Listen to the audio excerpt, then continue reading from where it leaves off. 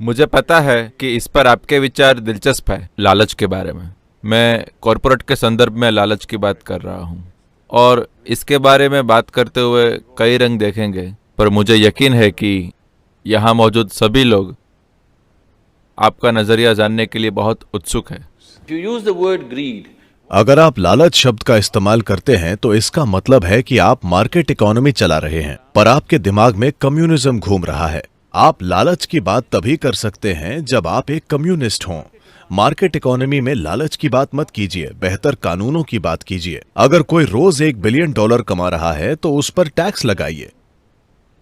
900 million आप tax लगा सकते हैं जो वैसे भी बढ़ जाएगा, लेकिन उसे इतना फायदा भी हो कि वो काम करता रहे, उसका जोश कम ना हो। तो पूंजीवाद इसी तरह मैनेज होता है। यहां आप ये न कहें कि कॉर्पोरेट सोशल रिस्पॉन्सिबिलिटी की ये पूरी बात मेरे ख्याल से ये अजीब है, ये बस एक दिखावा है।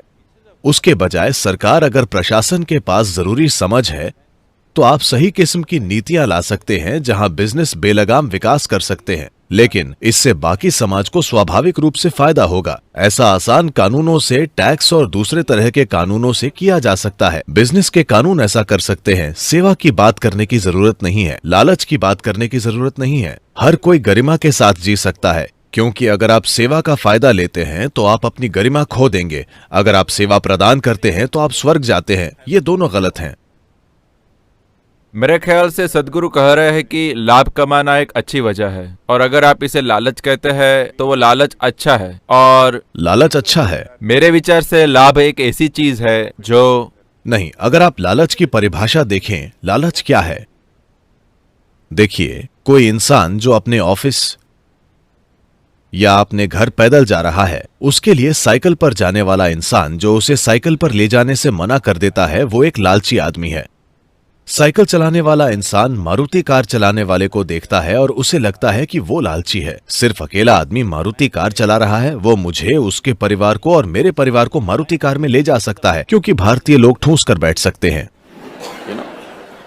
एक इंसान जो मारुति कार चला रहा है, जब एक मर्सिडीज या BMW पास से गुजरती है तो वो कहता है लालच का भद्दापन।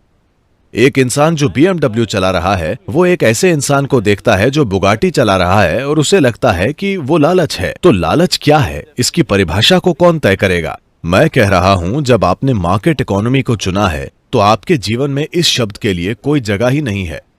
आप ये समझते हैं कि लालच ही प्रेरणा देने वाली ताकत है।